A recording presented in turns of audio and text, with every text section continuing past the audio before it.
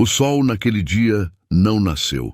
Ele simplesmente apareceu, como quem chega sem bater, sem anunciar, derramando uma luz pálida e cansada sobre a terra vermelha do cerrado. Não havia pássaro cantando, não havia cão latindo ao longe. Havia apenas o silêncio. Aquele tipo de silêncio que não é paz, mas ausência. O tipo que pesa nos ombros de quem está sozinho há tempo demais. A casa ficava no alto de um morro pequeno, quase escondida entre o capim seco e duas mangueiras velhas que já não davam fruta boa. Era uma construção humilde, de adobe e madeira, com as paredes manchadas de umidade antiga, a telha de barro quebrada num canto do telhado que deixava entrar água quando chovia, e que naqueles dias de estiagem deixava entrar apenas o vento quente do sertão. A cerca de madeira ao redor do quintal estava torta, alguns mourões afundados na terra como homens que desistiram de ficar em pé. O portão de madeira fechava com um arame enrolado num prego. Simples assim, simples como tudo ali era. Dentro da casa, Helena estava acordada antes do sol. Ela sempre estava. Não era insônia, era vigilância. Havia meses que o seu corpo recusava o descanso profundo. Dormia com um olho aberto, como se precisasse estar pronta para algo que ainda não sabia nomear. Talvez o parto, talvez o medo, talvez a solidão que de tão intensa às vezes parecia ter passos próprios dentro daquela casa de 3 cômodos. Helena tinha 27 anos, mas carregava o peso de uma mulher muito mais velha.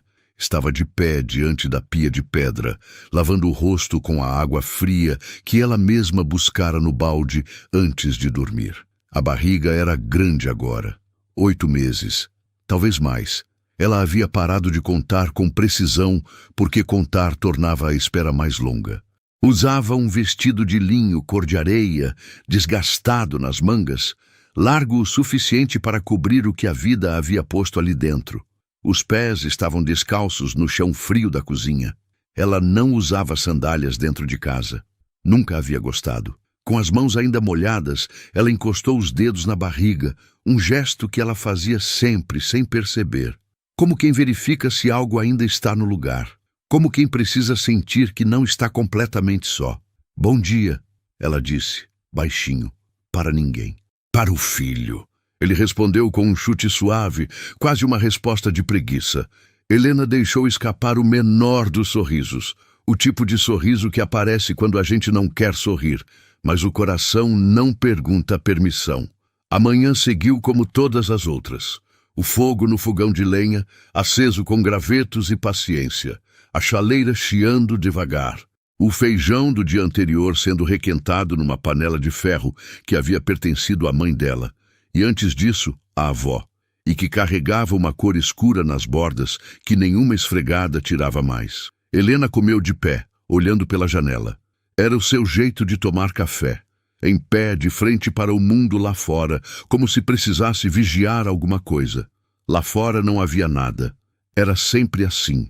A estrada de terra que passava na frente da propriedade era uma linha comprida e seca que sumia numa curva entre 2 morros e não aparecia de nenhum lado durante dias inteiros. Às vezes passava uma caminhonete com fazendeiro do outro lado do vale. Às vezes um homem a cavalo, no final da tarde, com pressa de chegar em algum lugar antes do escuro. Mas eram aparições raras, fugidias, que Helena observava da janela ou do portão sem se mover, sem acenar, sem convidar. Ela havia aprendido da pior forma possível que as pessoas que aparecem nem sempre ficam. O homem que havia prometido ficar tinha ido embora em abril. Não de vez, não de uma vez só. Foi saindo aos poucos, como a água que escorre devagar por uma rachadura que a gente finge que não existe. Primeiro foram as noites fora, depois as semanas inteiras na cidade. Até que um dia ele simplesmente não voltou, e o silêncio que ficou no lugar dele foi mais barulhento do que qualquer briga que eles jamais tivessem tido. Ela não chorou na frente de ninguém. Não havia ninguém para ver. Chorou sozinha, de costas para a porta, com a mão na barriga que já começava a crescer, e depois levantou, lavou o rosto e foi alimentar as galinhas como se nada tivesse acontecido. porque a vida no campo não espera a dor passar. A vida no campo simplesmente continua, com ou sem você. Naquela manhã, Helena foi até o galinheiro, espalhou o milho no chão de terra batida, contou as galinhas com o olhar, 7, todas presentes, e voltou para dentro para buscar o balde. Tinha água para buscar na mina que ficava a 300 metros morro abaixo, entre duas pedras cobertas de musgo, onde nascia um fio de água fria o ano inteiro. Era a caminhada que mais custava agora, com a barriga grande e o equilíbrio comprometido. Ela descia devagar, um passo de cada vez, segurando no caule das plantas quando precisava. Encheu o balde, subiu mais devagar ainda. Na metade do caminho, parou para respirar. Ficou parada ali, com o balde nos 2 braços e o peito subindo e descendo, e olhou para o horizonte. O cerrado se espalhava até onde a vista alcançava, amarelo, seco, imenso. O céu estava branco, daquele branco que anuncia calor, não chuva. Uma garça passou voando alto, sozinha, em linha reta para nenhum lugar específico. Helena a seguiu com os olhos até sumir. Depois voltou para casa. Foi só depois do almoço, quando o sol estava no ponto mais alto e a sombra das mangueiras não cobria nada, que algo diferente aconteceu. Ela estava sentada no banco de madeira na varanda, remendando uma meia com agulha e linha grossa, quando ouviu. Não era um som alto, era um som lento, pesado, vindo da curva da estrada. Um som que ela não havia ouvido em semanas. Passos, não de um homem só. Passos misturados com outro ritmo, mais pesado, mais cadenciado, com uma batida diferente. Casco, mais de um. Helena não se levantou imediatamente.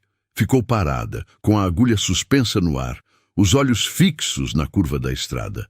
O coração foi acelerando sem pedir licença. Era um instinto antigo, o instinto de quem vive sozinha em lugar ermo e sabe que o desconhecido pode ser muita coisa, e nem tudo boa. Ela colocou o remendo de lado. Ficou de pé devagar, apoiando as mãos no banco para se levantar sem desequilibrar. Deu 2 passos até a beira da varanda e ficou parada, com as mãos juntas na frente da barriga. Sem perceber, sempre voltavam para ali, como escudo, como amparo, como centro de gravidade. E então ele apareceu na curva. Primeiro vieram as vacas, 2 delas lado a lado, pardas e brancas, puxadas por cordas grossas presas ao pescoço. Andavam no ritmo de quem caminha há muito tempo, e já não tem pressa de chegar, aquele passo manso, pesado, que a terra conhece bem. Atrás delas, uma carroça simples de madeira escura, com 2 rodas altas e um eixo que chiava levemente a cada volta. Em cima da carroça, algumas trouxas amarradas, uma lona dobrada, uma enxada, um facão preso à lateral com barbante. E segurando as cordas, o homem. Helena o viu e não se moveu. Ele era alto, de ombros largos, com a camisa de linho surrada arregaçada até os cotovelos. A pele curtida pelo sol, do tipo que fica assim depois de anos e anos de campo aberto. Cabelo escuro, curto, com um fio de cinza na têmpora. Uma barba fechada que não era descuido, era o jeito dele. Andava com passos lentos e firmes, como alguém que conhece o peso do próprio corpo e não tem nada a provar para ninguém. Olhava para frente, para a estrada, com aquela expressão fechada de homem que carregou coisa demais por tempo demais. Ele não a havia visto ainda, mas uma das vacas sim. A vaca mais próxima virou a cabeça para o lado da cerca e ficou olhando para Helena com aqueles olhos grandes e escuros, com uma calma que só os animais têm. E foi esse olhar, o olhar da vaca, de todos os olhares, que fez o homem seguir a direção do bicho e encontrar, do outro lado da cerca de mourões tortos, uma mulher grávida de pé na varanda de uma casa de barro, olhando para ele sem dizer nada. Eles se fitaram. Nenhum, nem outro falou. Por um tempo que pareceu mais longo do que foi, a estrada de terra ficou suspensa entre os dois. O homem com suas vacas e sua carroça e seu silêncio, a mulher com sua barriga e seu medo e seu jeito de não demonstrar nada. Foi ele quem desviou o olhar primeiro. Olhou para a estrada à frente, depois para a cerca, depois para a casa. como quem está medindo alguma coisa, como quem está tomando uma decisão que já foi tomada antes mesmo de parar. Ele parou. As vacas pararam junto, obedientes, sem reclamar. O homem amarrou as cordas num galho seco que saía de uma das mangueiras na beira da estrada, com cuidado, com o nó certo, sem pressa, e então caminhou até o portão de arame. Parou do lado de fora. Não abriu. Não tentou abrir. Apenas ficou ali. "Boa tarde", disse ele. A voz era baixa, rouca, do tipo que parece ter engolido muito pó ao longo do caminho. Helena não respondeu imediatamente. Deixou o silêncio ficar ali entre eles por mais um momento, como quem precisa sentir o peso daquilo antes de decidir o que fazer com ele. "Boa tarde", ela respondeu por fim, seca, sem calor, sem frio. Ele tirou o chapéu de palha que ela não havia notado antes. Estava na cabeça, na aba larga, jogado para trás. Segurou na mão, ao lado do corpo, num gesto antigo de respeito que quase não existe mais. "Preciso de água para os bichos", disse ele. "Já faz tempo que a gente está na estrada." Helena olhou para as vacas, olhou para o homem, olhou de volta para as vacas. E foi ali, nesse segundo olhar, que ela notou o que havia escapado antes. Uma das vacas estava prenha. A barriga dela era redonda, pesada, baixa. O tipo de barriga que anuncia que o tempo está se esgotando. Ela andava com aquele cuidado específico de fêmea que carrega vida e já sente o peso disso em cada passo. Havia uma calma diferente nos olhos dela. Não a calma comum dos bovinos, mas uma calma mais profunda, mais íntima. A calma de quem já sabe o que está por vir. Helena sentiu alguma coisa apertar dentro dela. Não sabia nomear. Não tentou. "Tem uma mina morro abaixo", ela disse, apontando com o queixo para o lado esquerdo da cerca. "Pode levar elas lá." O homem assentiu com a cabeça. Um movimento curto, respeitoso. "Obrigado", disse ele. E não havia mais nada a dizer. Então não disseram. Ela o observou de longe enquanto ele levava as vacas morro abaixo, pelo caminho que ela mesma havia descido de manhã. Ele andava com cuidado, segurando as cordas com folga suficiente para que os bichos escolhessem o passo sem ser puxados. Quando a vaca prenha tropeçou numa pedra, ele parou, esperou ela se recompor. Só então continuou, sem pressa, sem irritação. Helena ficou na varanda, de braços cruzados sobre a barriga, olhando. Havia uma parte dela que queria entrar, fechar a porta, não querer saber de mais nada. Essa parte ela conhecia bem. Era a parte que havia aprendido que estranho na porta não traz coisa boa, que homem que aparece sem avisar sempre quer alguma coisa, que o mundo lá fora era grande demais e perigoso demais para deixar entrar assim, de qualquer jeito.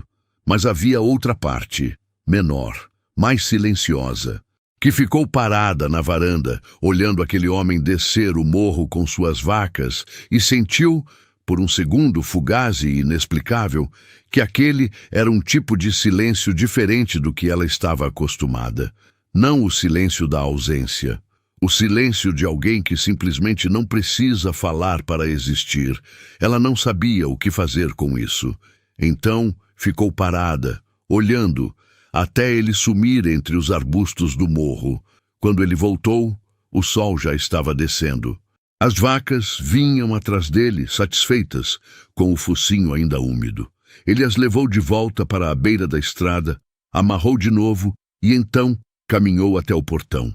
Desta vez, Helena já estava em pé perto da cerca. Eles ficaram separados pela madeira velha e pelo arame enrolado no prego. O homem não desviou o olhar. Não era ousadia. Era respeito de outro tipo. O tipo que olha direto porque não tem nada a esconder. "Me chamo Mateus", disse ele. "Helena", ela respondeu. Silêncio de novo. Ele olhou para a casa, para o telhado com a telha quebrada, para a cerca torta, para a mangueira onde um galho havia caído e ficado atravessado no quintal. Olhou para tudo isso com um olhar que não era julgamento, era leitura. Era o olhar de quem entende o que uma casa precisa só de passar os olhos por ela. "Eu sei trabalhar", disse ele por fim. Sei de roça, de cerca, de bicho. Sei consertar o que está quebrado e cuidar do que está vivo. Fez uma pausa curta, como quem escolhe bem a próxima palavra. Não tenho para onde ir por enquanto. Se a senhora me der um lugar para botar a lona e as vacas, eu trabalho em troca, sem pedir mais nada. Helena ficou olhando para ele por um tempo que ele não pressionou.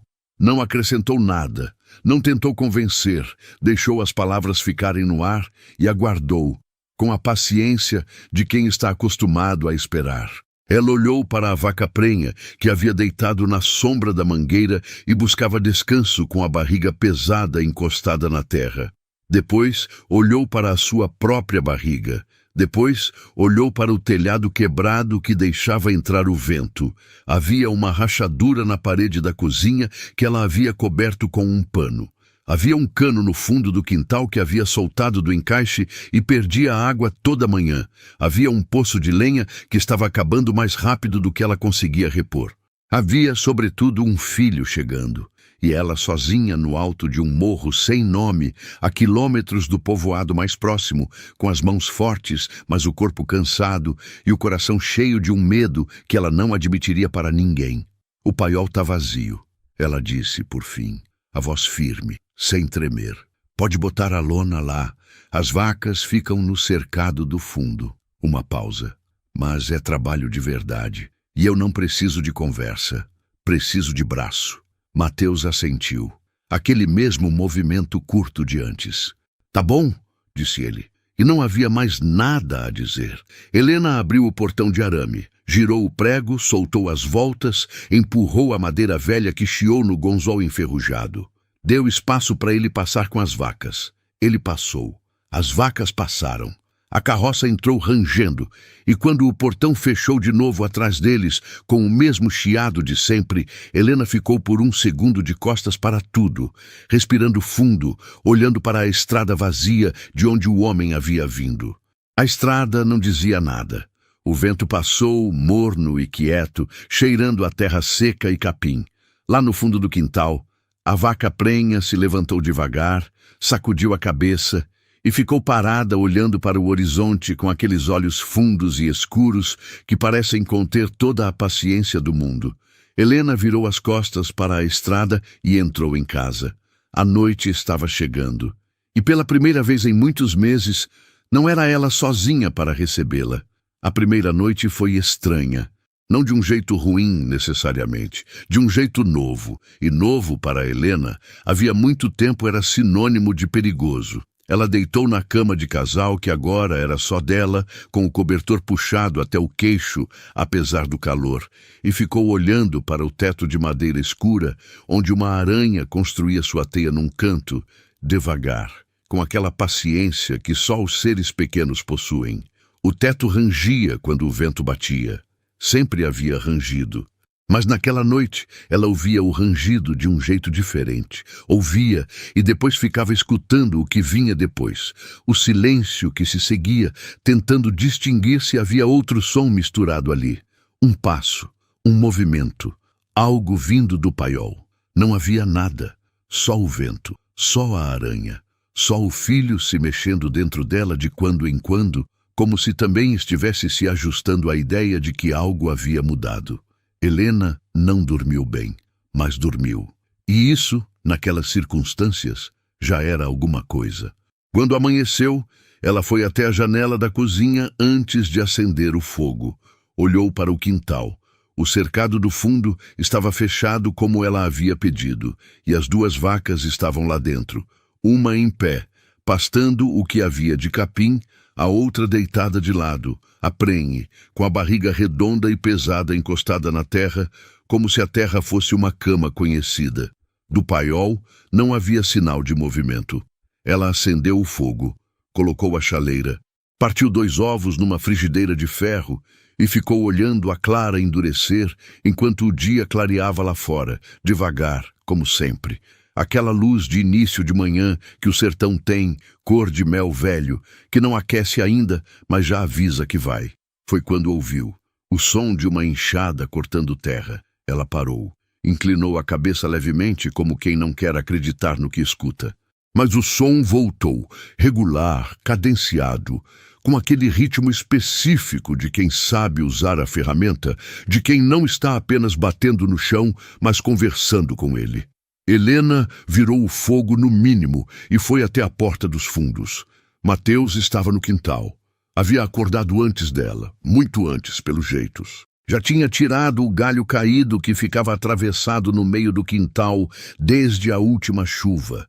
Tinha juntado as pedras soltas do caminho numa pilha organizada no canto e agora estava cavando ao redor do pé de mandioca que havia afundado demais na terra compactada, soltando as raízes para que voltassem a respirar. Trabalhava de camisa, mesmo com o calor que já começava a subir. E o movimento da enxada era o de quem não precisa pensar no que faz. O corpo sabe, a memória muscular guia. Os anos de roça estão todos ali, naquele gesto. Ele não a havia visto. Helena ficou parada na soleira da porta por um tempo que ela não mediu, observando. Era o que ela fazia. Observava antes de falar, antes de agir, antes de qualquer coisa. Era o jeito dela de entender o mundo, de ler as pessoas sem precisar perguntar nada. E o que ela lia naquele homem, naquele momento, era simples e ao mesmo tempo difícil de nomear. Ele não estava tentando impressionar ninguém, estava apenas trabalhando. Quando Mateus finalmente levantou os olhos e a viu, não se sobressaltou. Parou a enxada, apoiou os braços no cabo e a olhou de volta com aquela expressão fechada de sempre. Não hostil, não amigável, apenas presente. Bom dia, disse ele. Bom dia, ela respondeu. O café está pronto. Uma pausa. Já tomo. Obrigado. E voltou para a enxada. Helena ficou olhando por mais um segundo, depois voltou para dentro. Serviu o próprio café, comeu os ovos de pé como sempre, olhando pela janela para as costas dele enquanto ele trabalhava. Havia algo perturbador naquilo, não perturbador de medo, mas perturbador de estranheza, do tipo que a gente sente quando algo que estava faltando aparece de repente e a gente não sabe bem o que fazer com a presença. Ela lavou o prato, guardou a panela, foi cuidar das galinhas. Quando voltou, havia uma xícara virada de boca para baixo na pia. Ele havia entrado, tomado café, lavado a xícara e saído, sem fazer barulho, sem deixar nada no lugar errado. Helena ficou olhando para a xícara por mais tempo do que precisava. Os dias que se seguiram tinham uma estrutura que foi se construindo sozinha, sem que ninguém combinasse nada. Era como se os dois tivessem chegado, independentemente um do outro, à mesma conclusão, que as palavras gastavam energia que a roça precisava e que o silêncio compartilhado era mais honesto do que a conversa forçada. Mateus acordava cedo, muito cedo. Quando Helena chegava na cozinha, ele já havia bebido água, verificado as vacas e estava em algum canto do quintal ou da propriedade fazendo alguma coisa que precisava ser feita. Não perguntava o que fazer. Olhava, entendia, fazia. No segundo dia, consertou o cano que vazava no fundo do quintal. Usou um pedaço de borracha que havia na carroça e um arame grosso, e o encaixe ficou firme como novo. Helena só descobriu quando foi buscar água, e a torneira respondeu sem escorrer pelo lado. No terceiro dia, foi a vez do telhado. Ele subiu na escada velha, que ficava encostada na parede da casa. Uma escada que Helena havia olhado várias vezes nos últimos meses, pensando que precisava subir nela, sabendo que não podia. E lá de cima chamou. Tem telha sobressalente? No paiol do lado esquerdo. Ela respondeu, lá de baixo, sem levantar os olhos da roupa que estava lavando. Ele desceu, foi ao paiol, voltou com 2 telhas debaixo do braço, subiu de novo. O barulho de telha sendo encaixada foi um dos sons mais satisfatórios que ela havia ouvido em meses. Não porque era um som bonito, não era, mas porque era o som de algo sendo consertado. E ela havia passado tempo demais ouvindo apenas o som das coisas se desfazendo. No quarto dia, a cerca recebeu 3 mourões novos. Ele havia cortado madeira da caatinga no fundo da propriedade, aparado com o facão, fincado na terra com uma marreta que ela nem sabia que havia na carroça.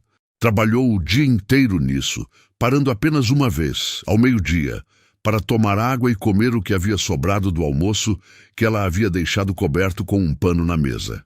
Helena o observou comer pela janela, rápido, sem cerimônia, de pé, como quem come para continuar, não para descansar. Ela não sabia o que pensar sobre ele, e isso a incomodava. Helena era boa em ler pessoas. Havia desenvolvido esse talento desde cedo, criada numa família onde o que não era dito era sempre mais importante do que o que era. Ela lia gestos, pausas, olhares. Sabia quando alguém escondia alguma coisa. Sabia quando alguém fingia. Com Mateus, ela não conseguia ler nada além do óbvio. E o óbvio era apenas isso. Um homem que trabalhava, que respeitava o espaço, que não pedia nada além do que havia combinado. Que dormia no paiol sem reclamar.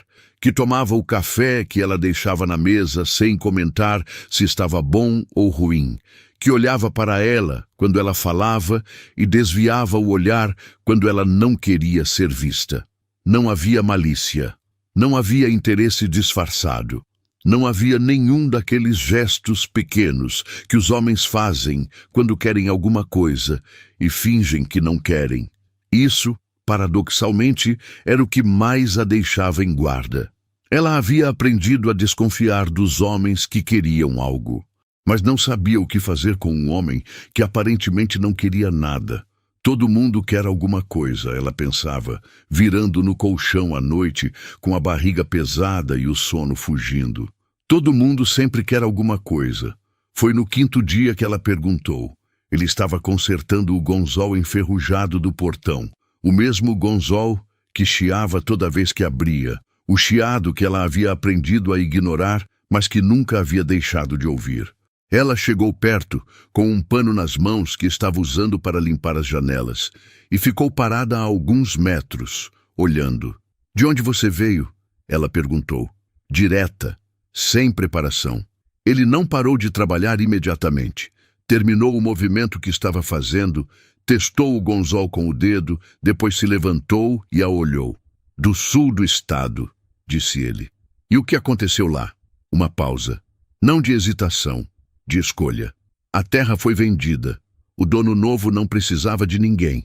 Helena assentiu devagar. Conhecia essa história. Não do próprio jeito, mas conhecia. Era a história de metade das pessoas que viviam no interior. A terra que sustentou o pai, que sustentou o avô, que um dia some numa assinatura de papel e vira outra coisa, deixando as pessoas para trás, como objetos que não cabem no novo projeto. "E a família?" ela perguntou. Ele demorou mais desta vez. "Não tenho mais", disse ele, simplesmente. Não havia drama naquilo. Não havia pedido de pena. Era apenas uma frase, dita no mesmo tom de quem informa o tempo que está fazendo, como fato estabelecido, como coisa que já foi digerida e virou parte da paisagem interna, uma pedra que já não corta mais porque as bordas foram lixadas pelo tempo. Helena não disse que sentia muito, não disse nada, apenas assentiu de novo, devagar, e voltou para as janelas. Ele voltou para o gonzol. O portão, quando Mateus terminou, abriu sem fazer nenhum barulho. À tarde daquele mesmo dia, ela estava sentada na varanda descascando mandioca quando a vaca prenha começou a se comportar de um jeito diferente. Estava inquieta, se levantava, deitava, se levantava de novo, movendo a cauda com mais força do que o habitual. Mateus estava no cercado do fundo e Helena o viu parar o que estava fazendo, agachar ao lado do animal, passar a mão no flanco dele com uma calma que o bicho parecia reconhecer, porque parou um pouco de se mover. Helena desceu os degraus da varanda e caminhou até o cercado. "Ela está bem?" perguntou, apoiando as mãos na grade de madeira. Mateus ficou agachado, com a mão ainda no flanco da vaca, olhando para o animal com uma atenção concentrada que Helena havia visto antes. Era a atenção de quem entende o que um bicho está sentindo, sem precisar de palavras para isso. "Tá chegando perto", disse ele. "Ainda não é hoje, mas tá chegando." Helena olhou para a barriga da vaca, grande, redonda, baixa, pulsando levemente. Ela colocou a mão na própria barriga, quase sem perceber. Mateus seguiu o gesto com os olhos. Não disse nada, mas havia no rosto dele, por uma fração de segundo apenas, algo que não era pena.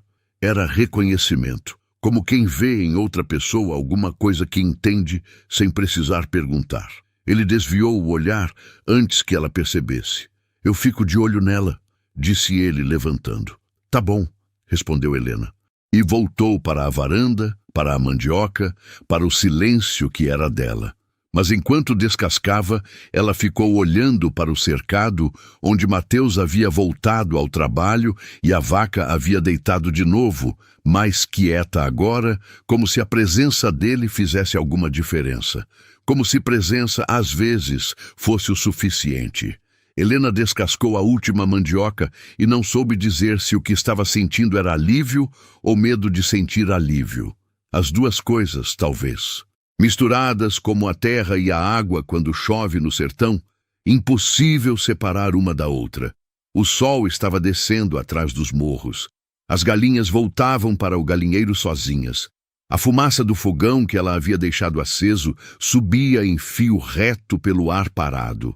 E no cercado do fundo, um homem que ela ainda não sabia nomear cuidava de uma vaca que estava prestes a dar à luz, enquanto ela mesma carregava dentro de si a mesma espera, o mesmo peso, o mesmo mistério antigo de toda a vida que está prestes a chegar ao mundo. O cerrado ficou laranja, depois roxo, depois escuro, e os dois, sem combinar, foram cada um para o seu lado, ela para a cama, ele para o paiol, carregando cada um à sua maneira tudo o que ainda não havia sido dito. Choveu na 10ª noite. Não foi uma chuva anunciada. O céu havia ficado branco o dia inteiro, daquele branco pesado que pode ser calor ou pode ser água. E Helena havia olhado para ele várias vezes durante o dia, tentando ler o que estava escrito ali. Não conseguiu. O cerrado às vezes guarda seus segredos até o último momento, e então solta tudo de uma vez, sem aviso, sem cerimônia. A chuva começou depois da meia-noite. Começou devagar, com aquele farfalhar suave nas folhas da mangueira que é quase indistinguível do vento. Depois foi crescendo. Depois veio de vez. Pesada, fria, com trovões distantes que rolavam pelo horizonte como pedras num barril, e relâmpagos que acendiam o quarto de Helena por frações de segundo, revelando o teto, a parede, o cobertor, a barriga grande sob o pano. Ela estava acordada antes da chuva chegar. Havia acordado com uma dor. Não era a dor do parto. Ela sabia disso, ou pelo menos esperava saber. Esperava que seu corpo lhe desse algum aviso claro quando chegasse a hora. Era uma dor diferente, uma dor baixa, surda, que ficava e ia e voltava, que ela não conseguia identificar se era do bebê ou da posição em que havia dormido, ou do cansaço que havia acumulado naqueles dias de mais movimento do que o habitual. Ficou deitada, escutando a chuva e tentando respirar. Colocou a mão na barriga. O filho estava quieto. Isso a acalmou um pouco. Quando ele se movia, ela sabia que estava bem. Quando ficava quieto por muito tempo, ela entrava num estado de atenção aguda que não era exatamente pânico, mas estava perto demais disso para ser confortável. Ele se mexeu. Ela soltou o ar que havia prendido sem perceber. A dor passou em 20 minutos, ou talvez 30. O tempo à noite, quando a gente está com medo, tem uma elasticidade perversa. Se estira, dobra, recusa a seguir em frente no ritmo normal. Helena ficou deitada ainda por um tempo depois que a dor passou, apenas escutando a chuva, deixando o som dela ocupar o quarto inteiro. Havia algo estranho em estar com medo e não poder mostrar para ninguém. Não era novidade. Havia meses que ela vivia assim, com os medos todos engarrafados dentro de si, sem ter para quem dizer, sem ter quem ficasse do outro lado da cama para ouvir que ela estava assustada, que às vezes acordava no meio da noite com o coração disparado, pensando no parto, pensando em como seria, se conseguiria, se algo desse errado, quem estaria ali? Ninguém havia estado ali. Até 10 dias atrás. Ela pensou em Mateus no paiol. Pensou na chuva batendo no telhado do paiol, que era mais baixo, mais fino, que não havia sido consertado, porque ele havia consertado o da casa primeiro. Pensou se a lona que ele havia estendido estava segurando a água. Não era preocupação. Ela se recusava a chamar de preocupação. Era apenas um pensamento que passou, que ela deixou passar. De manhã, a terra estava encharcada e vermelha. A chuva havia parado antes do amanhecer, deixando no ar aquele cheiro específico de terra molhada, que é um dos cheiros mais antigos do mundo. O cheiro que a gente carrega na memória, antes mesmo de saber que carrega, que aparece de repente num dia qualquer e faz a gente parar o que está fazendo por um segundo, sem saber bem por quê. Helena abriu a porta dos fundos e ficou parada na soleira. O quintal estava diferente. A chuva havia lavado a poeira de tudo. As pedras brilhavam, as folhas das mangueiras estavam de um verde mais vivo. As poças d'água refletiam o céu que havia voltado a ser azul, limpo, como se a noite tivesse passado uma esponja no mundo. Mateus já estava lá fora. Estava verificando os danos da chuva, andando pelo quintal com passos lentos, olhando o chão, as cercas, o telhado, o cercado das vacas. Havia uma expressão concentrada no rosto dele, não de preocupação, mas de inventário, de quem está fazendo uma lista mental do que precisa ser feito. Quando ele a viu na porta, parou. "Dormiu?" perguntou ele. Era a primeira vez que ele perguntava alguma coisa sobre ela. Não sobre a casa, não sobre o trabalho, não sobre as vacas, sobre ela. Helena ficou surpresa o suficiente para demorar um segundo antes de responder. "Mais ou menos", disse ela. "A verdade, mas só metade dela." Ele assentiu. Olhou para o telhado da casa. "A telha que eu coloquei segurou. Não entrou água?" "Não entrou." "Bom, e foi." Voltou para o inventário, para a lista mental, para as cercas e o chão encharcado. Helena ficou olhando para as costas dele por um segundo. Depois, entrou para acender o fogo. Foi naquele dia que ela descobriu que ele sabia fazer pão.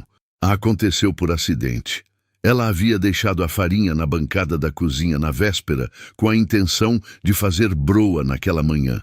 Mas a noite ruim havia atrasado tudo, e quando ela finalmente foi para a cozinha, estava lenta, com o corpo pesado e a cabeça ainda um pouco na dor que havia passado, mas que havia deixado um rastro como rastro de chuva. Mateus havia entrado para pegar água. Ela havia dito desde o primeiro dia que ele podia usar a cozinha para pegar água, que não precisava pedir, e havia visto a farinha, o sal, o fermento natural que ela mantinha num pote de vidro na prateleira. Quando ela voltou do galinheiro, havia uma massa descansando coberta com um pano na bancada. Ela parou na porta. Olhou para a massa. Olhou para ele, que estava sentado do lado de fora bebendo água, de costas para ela. "Você fez isso?" ela perguntou da porta. Ele virou a cabeça. "Espero que não se importe. Vi que a senhora ia fazer e... pareceu que a senhora estava cansada." Helena ficou olhando para a massa por mais um momento. Havia algo ali que ela não sabia exatamente como receber. Não era invasão. Não havia sido invasão. Ele não havia entrado no quarto dela. Não havia tocado em nada que fosse pessoal. Havia apenas feito uma coisa útil numa cozinha que era meio compartilhada por necessidade. Mas era a primeira vez em muito tempo que alguém havia feito alguma coisa por ela. Não por obrigação, não por troca, não porque ela havia pedido, apenas porque havia percebido. "Não me importo", disse ela por fim, e entrou. O pão ficou pronto no início da tarde. Ela o tirou do forno de barro e o deixou esfriar sobre um pano. Quando esfriou, cortou 2 fatias, colocou numa tigela com um fio de mel de abelha que guardava num vidro e levou para fora. Mateus estava consertando a cerca que a chuva havia afrouxado. Ela chegou e pôs a tigela no mourão de madeira perto dele, sem dizer nada, e voltou para dentro. Quando ela olhou pela janela 10 minutos depois, a tigela estava vazia. À tarde, a dor voltou. Desta vez foi diferente, mais intensa, mais localizada, com uma qualidade que fez Helena sentar no banco da varanda abruptamente, com a mão espalmada na barriga, respirando pelo nariz com cuidado, contando os segundos. 30 segundos. A dor passou. Ela ficou sentada, quieta, esperando. 5 minutos, nada. 10 minutos, nada. Ela começou a se convencer de que havia passado, que era o Braxton Hicks, que a parteira da cidade havia mencionado uma vez. As contrações falsas que o corpo faz para se preparar, que doem, mas não significam que chegou a hora, que enganam e assustam, mas são apenas ensaio. Foi quando a dor voltou, dessa vez mais forte, mais longa. 45 segundos que pareceram 5 minutos, com uma pressão que desceu pelo abdômen e irradiou para as costas. E Helena fechou os olhos e apertou o braço do banco de madeira até os nós dos dedos ficarem brancos. Quando passou, ela abriu os olhos. Mateus estava parado na beira do quintal, olhando para ela. Não havia chegado perto, não havia corrido. Estava parado, a uns 10 metros, com a expressão que ela ainda não havia conseguido decifrar. Mas havia algo diferente nela agora. Algo mais firme, mais alerta. "Tá com dor?" perguntou ele. A voz baixa, direta. Helena quis dizer que não. Era o reflexo automático. Negar, minimizar, dizer que estava bem porque dizer que não estava era abrir uma porta que ela havia mantido fechada com muito esforço por tempo demais. Mas a dor havia sido real e havia mais vindo. "Sim", disse ela. Ele andou até ela. Não rápido, não lento, no passo certo. "É seguido?" Voltou 2 vezes, com intervalo. Mateus agachou na frente dela. Não do lado, na frente, para ficar no nível dos olhos dela, e ficou olhando para o rosto dela com aquela atenção toda que ele reservava para as coisas que precisavam ser lidas com cuidado. Quanto tempo de intervalo? Uns 10, 15 minutos. Ele ficou quieto por 1 segundo, calculando. "Não acho que é a hora ainda", disse ele, "mas precisa ficar deitada. Não pode ficar em pé fazendo esforço enquanto tiver isso. Tem coisa para fazer", ela disse. E havia uma teimosia naquilo que era quase automática, quase independente da vontade dela. O reflexo de anos de fazer sozinha que não desligava fácil. "Eu faço", disse ele simplesmente. Sem drama, sem negociação. Apenas o fato. Helena o olhou. Ele a olhou de volta. E havia ali, naquele espaço entre os dois, alguma coisa que não era mais apenas convivência. Era outra coisa. Menor, mais delicada, do tipo que some se a gente tenta olhar direto. Do tipo que só existe quando a gente não está procurando. "Tem uma vizinha", disse Helena por fim. "Dona Aparecida. Fica a uns 4 quilômetros pela estrada. Ela já ajudou em parto antes. Se piorar, eu vou buscar ela", disse Mateus. "Agora a senhora vai deitar." Não era ordem, mas era firme o suficiente para que a teimosia dela não tivesse para onde ir. Helena se levantou devagar. Ele ficou de pé perto, sem segurar, sem tocar, apenas perto, no caso de ela precisar de apoio. Ela não precisou, mas sentiu. Foi para o quarto, deitou de lado com um travesseiro entre os joelhos, como a parteira havia ensinado. Olhou para o teto. A dor não voltou naquela tarde, nem naquela noite, mas o medo ficou. O medo quieto, permanente, que ela havia aprendido a carregar junto com tudo mais. A diferença era que agora, do outro lado da parede, havia alguém acordado. Ela sabia porque havia luz embaixo da porta que dava para a varanda. Ele havia ficado lá fora, sentado, esperando. Ela não foi ver. Não precisava ver para saber. Fechou os olhos. E pela primeira vez em muitos meses, o sono veio sem que ela precisasse ir atrás dele. De madrugada, ela acordou com um barulho diferente vindo do cercado. Não era a chuva, não era o vento, era a vaca. Helena ficou parada na cama escutando. O som era baixo, mas insistente. Um mugido rouco repetido, que não era o mugido do dia a dia. Era outro. Era o mugido que os animais fazem quando alguma coisa está acontecendo dentro deles que é maior do que eles. Ela ouviu passos na varanda, rápidos, mas não correndo. Mateus havia ouvido também. Ela ficou deitada com a mão na barriga, escutando os passos dele se afastarem em direção ao cercado. Ficou escutando o silêncio que veio depois. O silêncio de alguém que chegou perto de um animal e ficou quieto para não assustar. Ficou escutando a vaca que mugiu mais uma vez e depois parou. Ficou escutando e acabou dormindo de novo antes de saber o que havia acontecido. Dormiu com o ouvido ainda meio voltado para o lado de fora, para o cercado, para o som do mundo lá fora que continuava existindo enquanto ela descansava. De manhã, ela saberia. Mas agora, havia apenas o escuro morno do quarto, e o filho quieto dentro dela e do lado de fora da janela, a voz baixa e paciente de Mateus conversando com um animal que estava com medo. Como quem sabe que às vezes a presença é tudo que existe entre o medo e a calma. Como quem aprendeu isso de um jeito que dói. A vaca pariu de madrugada. Não havia lua naquela noite. O céu estava coberto de nuvens altas e finas, do tipo que não traz chuva, mas apaga as estrelas, deixando o mundo lá fora numa escuridão que não era completa, mas era suficiente para apagar os contornos das coisas, para fazer a cerca e as árvores e o morro ao fundo virarem sombras de si mesmas. Helena acordou com um mugido. Desta vez, era diferente dos outros, mais fundo, mais urgente. O tipo de som que atravessa parede e cobertor e sono, e chega direto no instinto. O instinto antigo que reconhece a dor de outro ser vivo, mesmo sem nunca ter ouvido aquele som antes. Ela abriu os olhos e ficou parada por 2 segundos, orientando, lembrando onde estava, lembrando o que estava acontecendo. Depois se levantou, devagar, com cuidado, apoiando primeiro um joelho na cama, depois o pé no chão frio. A barriga havia ficado mais pesada nos últimos dias.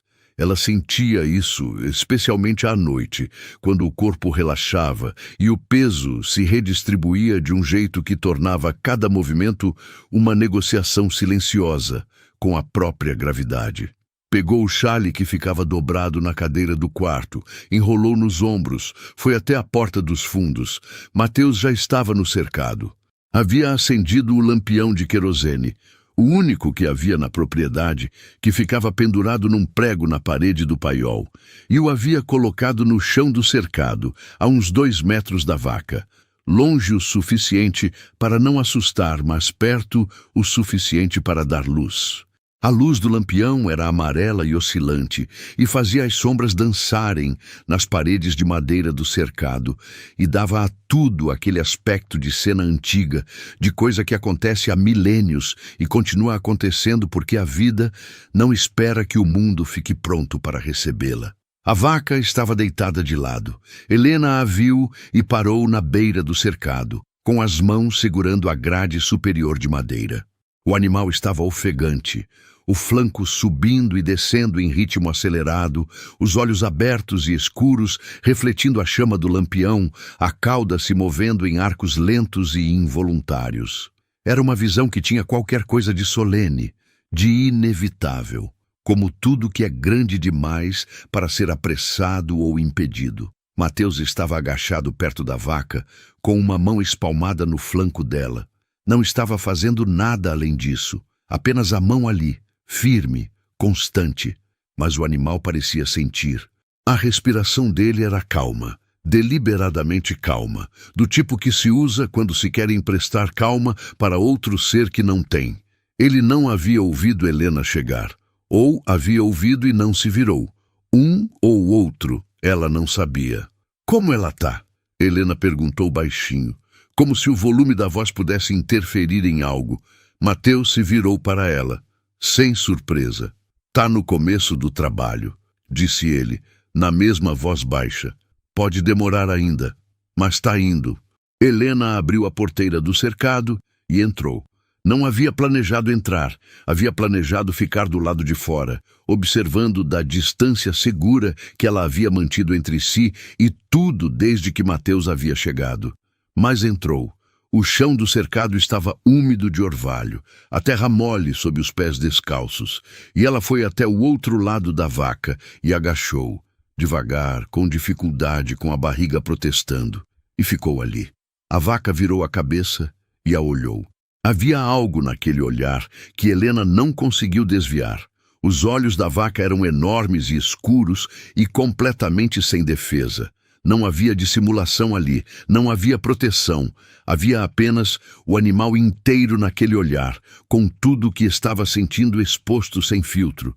A dor, o esforço e, por baixo de tudo, alguma coisa que só podia ser chamada de determinação.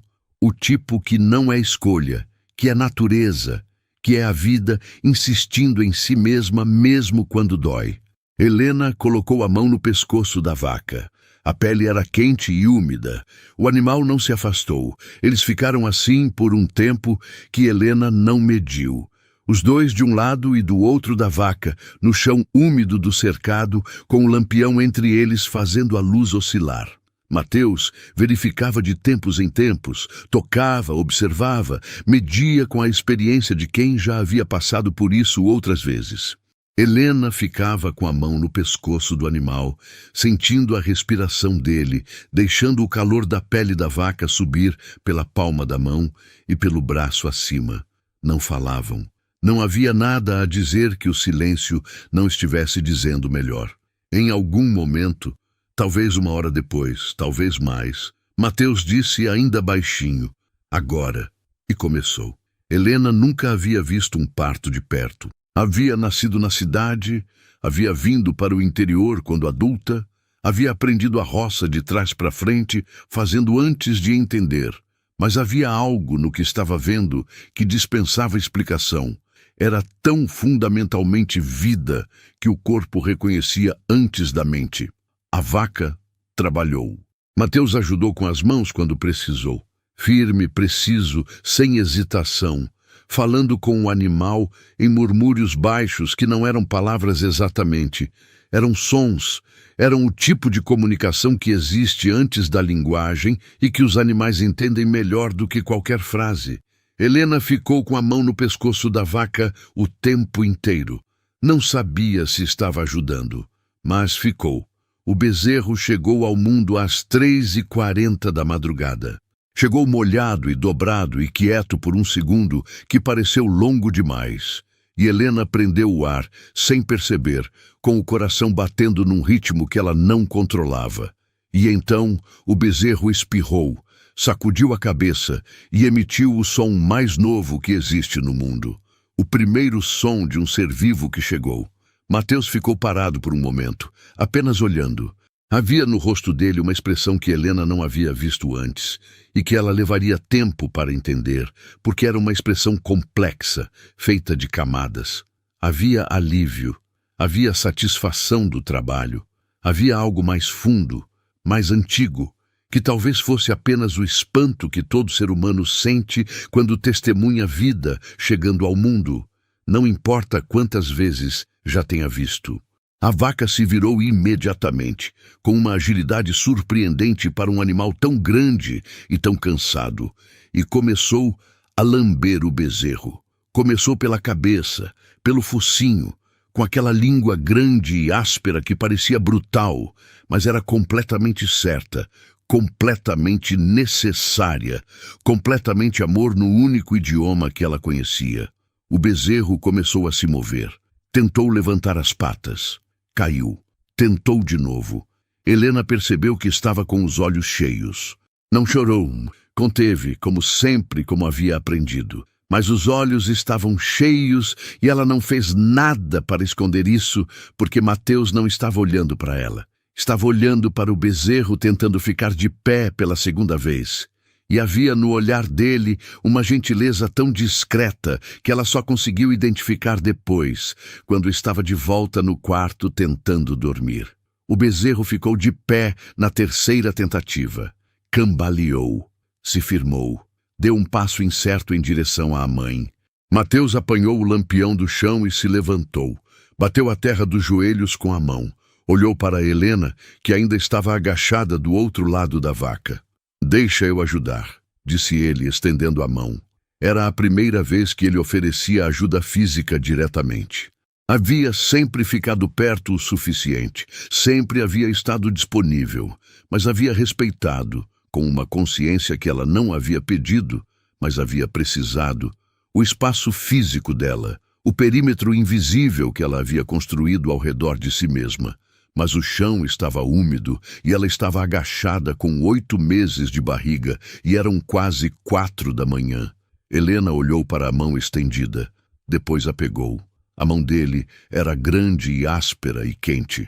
Ela se levantou com o apoio dela, um pouco pesada, um pouco lenta, e quando ficou de pé, eles estavam perto demais para o que havia sido a distância habitual entre os dois, perto o suficiente para que ela sentisse o cheiro de terra e querosene e trabalho que vinha dele, perto o suficiente para que ele pudesse ver, se olhasse, que os olhos dela ainda estavam brilhantes. Ele não olhou. Ou olhou e escolheu não ver. Soltou a mão dela assim que ela ficou estável. 2 segundos. Não mais. "Pode dormir", disse ele. "Eu fico com elas." Helena olhou para a vaca que continuava lambendo o bezerro, que continuava tentando entender o mundo novo em que havia chegado. Olhou para Mateus, que já havia voltado a atenção para os animais, já estava de cócoras de novo, verificando, cuidando, fazendo o que sabia fazer. "Mateus", ela disse. Ele se virou. Ela não havia planejado dizer nada. Não havia preparado nenhuma frase. Mas havia alguma coisa que precisava sair e que não tinha forma ainda, que era grande demais para caber em palavras e pequena demais para ficar só dentro. "Obrigada", disse ela. Uma palavra, só uma, mas carregada de tudo que ela não havia dito em semanas. Tudo que havia observado e retido e guardado. O gonzal do portão, o telhado consertado, o pão na bancada, a mão estendida no escuro do cercado. Ele a olhou por um segundo. Depois desviou. "Vai dormir, Helena", disse ele baixinho. Não era dismissão. Era cuidado. Era o jeito dele. Ela saiu do cercado. Atravessou o quintal molhado de orvalho descalça, com o chale nos ombros e a barriga pesada e os olhos que haviam estado cheios e agora estavam secos. Entrou pela porta dos fundos. Foi até o quarto. Deitou de lado, ficou escutando. Do cercado não vinha mais mugido. Vinha apenas o silêncio morno da madrugada, e dentro do silêncio, se ela prestasse bastante atenção, o som suave de um bezerro recém-chegado ao mundo, encontrando o primeiro leite da mãe. Helena colocou a mão na barriga. O filho se mexeu, um movimento lento, espreguiçado, como quem está confortável e não tem pressa de nada. "Logo", ela disse para ele, em voz baixinha, no escuro do quarto. "Logo a gente vê como é." Não sabia se estava prometendo ou pedindo. Talvez as duas coisas misturadas, da mesma forma que tudo naquela vida havia se misturado sem que ela pedisse, a dor e a esperança, o medo e o alívio, a solidão e aquela presença nova que havia chegado numa carroça com 2 vacas e havia ficado sem fazer barulho, sem pedir nada, sem prometer nada, apenas ficado. Ela fechou os olhos. Do lado de fora, o céu começava a clarear no horizonte. Primeiro um fio rosado, depois laranja, devagar, como quem não quer acordar ninguém, mas não consegue mais se conter. O cerrado ia emergindo da escuridão, pedaço por pedaço, árvore por árvore, morro por morro. E no cercado do fundo, sob a primeira luz da manhã, um bezerro molhado e cambaleante dava seus primeiros passos no mundo, enquanto o homem que havia ajudado a trazê-lo ficava parado na beira, com os braços apoiados na grade, olhando para o horizonte que clareava, com a mesma expressão de sempre, fechada, quieta, carregando alguma coisa que ele ainda não havia posto em palavras, e talvez nunca fosse pôr. Nos dias que se seguiram ao nascimento do bezerro, algo mudou. Não foi uma mudança que pudesse ser apontada com o dedo. Não houve uma conversa, não houve um gesto decisivo, não houve um momento exato em que as coisas viraram. Foi mais sutil do que isso. Foi do tipo de mudança que acontece como a maré, sem que a gente veja a água subindo, mas de repente olha e percebe que o nível está diferente, que a praia está menor, que o mundo tem outra forma agora. Helena começou a deixar a porta dos fundos aberta. Não a noite inteira. Fechava antes de dormir, sempre. Mas durante o dia, enquanto trabalhava na cozinha ou sentava na varanda, a porta ficava aberta. Era uma coisa pequena, era uma coisa enorme. Mateus não comentou, mas passou a entrar para buscar água sem hesitar tanto quanto antes, sem aquele segundo de pausa na soleira, que era quase uma pergunta silenciosa. Entrava, pegava água, saía. Às vezes ficava um momento a mais, olhando pela janela da cozinha para o cercado onde o bezerro já ensaiava pequenas corridas bambas ao redor da mãe. E havia, nesses momentos, um relaxamento no rosto dele que ela aprendia a reconhecer como a versão mais próxima do sorriso que ele parecia permitir a si mesmo. O leite começou a aparecer. A vaca, agora que havia parido, produzia mais do que o bezerro precisava. E Mateus, na manhã do segundo dia depois do parto, apareceu na porta da cozinha com um balde pequeno e disse, sem preâmbulo, "Tem leite. Se quiser, posso trazer todo dia." Helena olhou para o balde, depois para ele. "Traz", disse ela. E foi assim que o leite entrou na rotina. Todas as manhãs, Mateus ordenhava a vaca, enquanto o bezerro já havia mamado o suficiente, e deixava o balde na pia da cozinha de Helena. Ela fazia queijo simples quando sobrava, um queijo branco e fresco que coava num pano e deixava escorrer sobre uma tigela, o tipo de queijo que a avó dela fazia, que ela havia aprendido vendo e nunca esqueceu, que tem um cheiro que é memória antes de ser alimento. O queijo ficava numa prateleira coberto com um pano. Mateus nunca pediu. Mas quando ela deixava um pedaço na mesa com o café da manhã, ele comia sem comentar, e havia no silêncio que se seguia um tipo de agradecimento que dispensava palavras. Foi numa tarde de terça-feira que Helena viu o caderno. Ela havia ido ao paiol buscar uma ferramenta, uma chave que Mateus havia deixado lá, e na penumbra do paiol, entre a lona dobrada e a trouxa de roupa dele, havia um caderno de capa preta, gasto nas bordas, com o elástico que o fechava já frouxo de tanto ser aberto e fechado. Ela não abriu, não tocou, mas ficou olhando por um segundo. Havia algo perturbador e ao mesmo tempo profundamente humano naquilo. Aquele caderno no meio de tão poucas posses. Um homem que havia chegado com 2 vacas, uma carroça e o que cabia numa trouxa. E no meio de tudo isso havia um caderno. Como se fosse a coisa mais importante. Como se fosse a única coisa que não podia perder. Ela pegou a chave e saiu do paiol sem olhar para trás. Mas o caderno ficou com ela o dia inteiro. Ficou enquanto ela remendava roupas. Ficou enquanto ela mexia o feijão. Ficou enquanto ela, sentada na varanda, acompanhava com os olhos o bezerro no cercado, que havia ganhado um nome não oficial na cabeça dela. Ela o chamava de Novo, porque era o que ele era, porque era o que ele representava. À noite, quando a casa estava quieta e a luz do lampião do paiol ainda estava acesa lá no fundo do quintal, ela pensou em perguntar sobre o caderno. Não perguntou.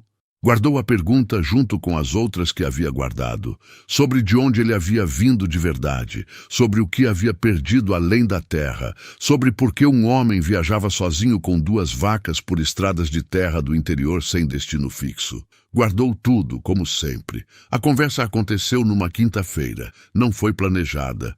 Nunca é. As conversas que importam, elas aparecem quando a guarda baixa. Quando o cansaço do dia é grande o suficiente para que a gente esqueça de manter as portas fechadas. Era noite. Helena estava na varanda com uma xícara de chá de erva cidreira que havia feito para ajudar a dormir. O chá que a mãe dela dava quando ela era criança, que funcionava às vezes e às vezes não, mas cujo cheiro sozinho já era suficiente para criar uma calma que não era do corpo, mas da memória. Mateus havia chegado da última verificação nas vacas e ficou parado na beira da varanda com as mãos no bolso, olhando para o céu. O céu estava aberto naquela noite. Todas as estrelas. No interior, longe de qualquer cidade, o céu à noite tem uma profundidade que a gente não encontra em outro lugar. As estrelas não são pontinhos, são camadas, são o universo inteiro visível de uma vez. E a gente fica pequeno de um jeito que não é ruim, que é apenas verdadeiro. Senta, disse Helena. Ele olhou para ela, depois para o banco da varanda, depois sentou no canto oposto ao dela, mantendo a distância habitual, como se houvesse uma régua invisível que os dois respeitavam sem combinar. Ficaram em silêncio por um tempo. O bom tipo de silêncio, o que não precisa ser preenchido. Foi Mateus quem falou primeiro. O que a surpreendeu? Quanto tempo falta? Perguntou ele. Helena sabia o que ele estava perguntando. A barriga estava mais baixa agora. Havia descido nos últimos dias, o filho havia se encaixado e isso significava que estava chegando perto. Ela havia acordado naquela semana com uma sensação nova no corpo, uma sensação de iminência, como quando o barômetro cai antes da chuva.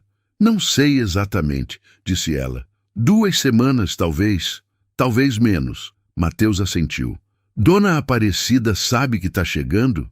Ela sabe que eu existo, disse Helena. Fui lá uma vez no começo. Ela disse que me avisasse quando começasse. 4 quilômetros, ele disse, mais para si mesmo do que para ela, calculando. Dá tempo, disse ela, se eu avisar cedo. Outro silêncio. O chá estava esfriando na xícara. Uma coruja cantou em algum lugar entre as mangueiras. Você tem medo? Perguntou ele.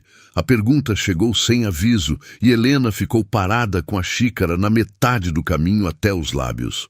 Ninguém havia perguntado isso. Não havia ninguém para perguntar. E mesmo se houvesse, ela provavelmente teria dito que não, que estava bem, que sabia o que estava fazendo. Mas era noite, e o chá cheirava à infância. E havia estrelas demais no céu para que mentira coubesse entre elas. Tenho, disse ela, simples assim, uma sílaba e meia, o maior peso que ela havia posto em palavras nos últimos meses. Mateus não disse não precisa ter, nem vai ficar tudo bem, nem nenhuma daquelas frases que as pessoas dizem quando não sabem o que dizer, mas precisam dizer alguma coisa para não ficar no silêncio. Ficou quieto, ficou com ela no medo, sem tentar tirar o medo, sem fingir que não existia. Depois, devagar. Do que, especificamente? Ela quase sorriu. Do que, especificamente? Como se medo pudesse ser catalogado, organizado, posto em gavetas separadas. Mas havia algo na seriedade da pergunta que ela respeitou. Ele estava perguntando de verdade. Queria saber de verdade. Não estava fazendo conversa. De tudo dar errado e não ter ninguém, disse ela. De precisar de ajuda e a ajuda não chegar a tempo. De ficar sozinha no meio disso. Uma pausa. Do filho nascer e eu não saber o que fazer com ele. Essa última parte ela não havia planejado dizer. Saiu sozinha, como saem as coisas que a gente carrega fundo demais. Eventualmente, o peso empurra para fora sem pedir permissão. Mateus ficou quieto por um longo momento. Ninguém sabe, disse ele por fim. Acho que é assim com todo mundo. A criança chega e a gente aprende junto. Você tem filho? Ela perguntou. E percebeu, no momento em que as palavras saíram, que havia uma possibilidade ali que ela não havia considerado. Uma possibilidade que mudaria o que ela entendia sobre aquele homem. A pausa que se seguiu foi diferente das outras, mais pesada. Tive, disse ele, uma palavra, no passado. Helena não perguntou mais nada. Não porque não quisesse saber. Queria. Havia uma parte dela que queria entender tudo sobre aquele homem que havia chegado sem explicação e ficado sem pedir. Mas havia um limite que se aprende a reconhecer nas pessoas, o limite além do qual a pergunta deixa de ser curiosidade e vira intrusão. E ela havia chegado naquele limite. Ficaram em silêncio de novo, mas era um silêncio diferente agora, mais poroso, mais honesto. O silêncio de duas pessoas que se mostraram um pedaço real de si mesmas e agora estavam vendo o que o outro fazia com isso. Eu vi você, disse Mateus depois de um tempo, na estrada, antes de chegar no portão. Ela o olhou. Vi a casa, a cerca, vi você na varanda. Ele fez uma pausa. Vi que a senhora estava sozinha, o tipo de sozinha que não é de hoje. Helena ficou olhando para as estrelas. E mesmo assim parou, disse ela. E mesmo assim parei, confirmou ele. Por quê? Ele demorou para responder. Não porque estivesse inventando.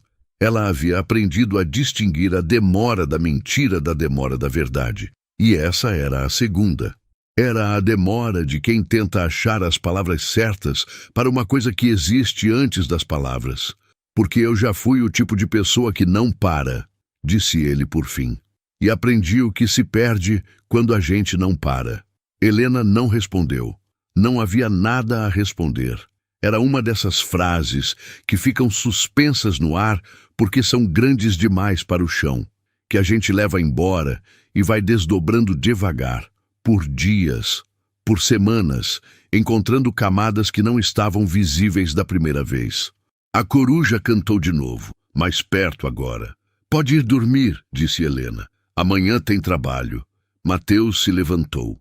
Ficou parado por um segundo, de pé na beira da varanda, olhando para o quintal escuro. Helena, disse ele. Ela o olhou. Não vai ficar sozinha. Uma pausa curta. No dia, não vai ficar sozinha. Não era promessa romântica. Não era declaração.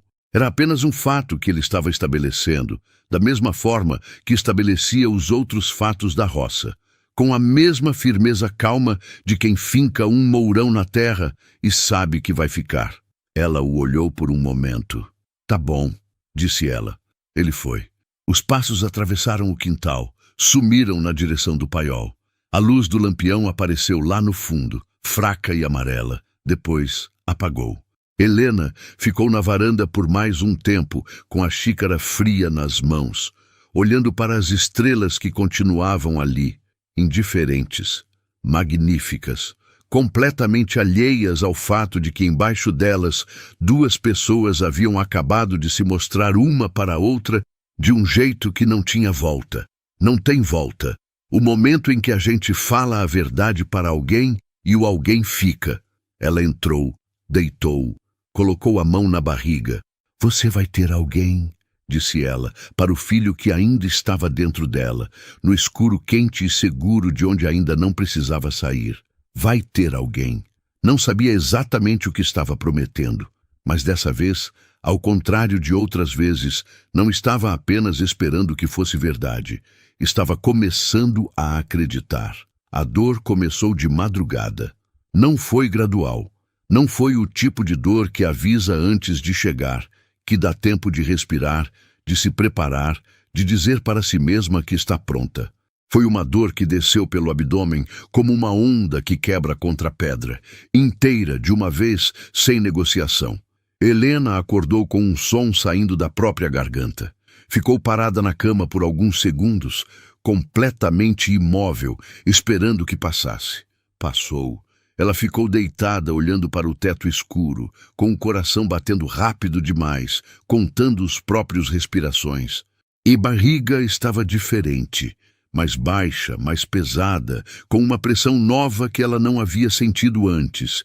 Uma pressão que descia, que insistia, que não tinha intenção de parar. Ela sabia. Era diferente de todas as outras vezes. Era de verdade. Ficou parada mais um momento. Não por hesitação, mas porque havia algo naquele segundo antes de tudo começar que ela precisava guardar. O silêncio do quarto, a escuridão, o filho ainda dentro dela pela última vez. Depois, a dor voltou, mais forte. Ela apertou o lençol com as duas mãos e respirou. Expirou devagar, contou, deixou o ar sair até o fim. 35 segundos. 40. A dor foi embora. 4 minutos de intervalo. Helena se levantou. O quintal estava completamente escuro. Não havia lua. O céu tinha estrelas, mas eram altas e frias e não iluminavam nada que fosse próximo o suficiente para importar. Ela saiu pela porta dos fundos descalça, com o chale nos ombros, e atravessou o quintal, sentindo a terra fria e úmida embaixo dos pés. Mateus, chamou baixo. Uma vez. A porta do paiol abriu em segundos. Ele apareceu na soleira com aquela expressão de quem acorda inteiro, sem gradação, como se uma parte dele sempre estivesse à escuta. Olhou para ela. Olhou para a forma como ela estava de pé, a mão na barriga, os ombros levemente curvados para dentro, a respiração um pouco mais curta do que o normal. Não perguntou nada. Atravessou o quintal, chegou até ela e ficou parado perto, não encostado, não segurando, mas perto o suficiente para que ela soubesse que estava ali.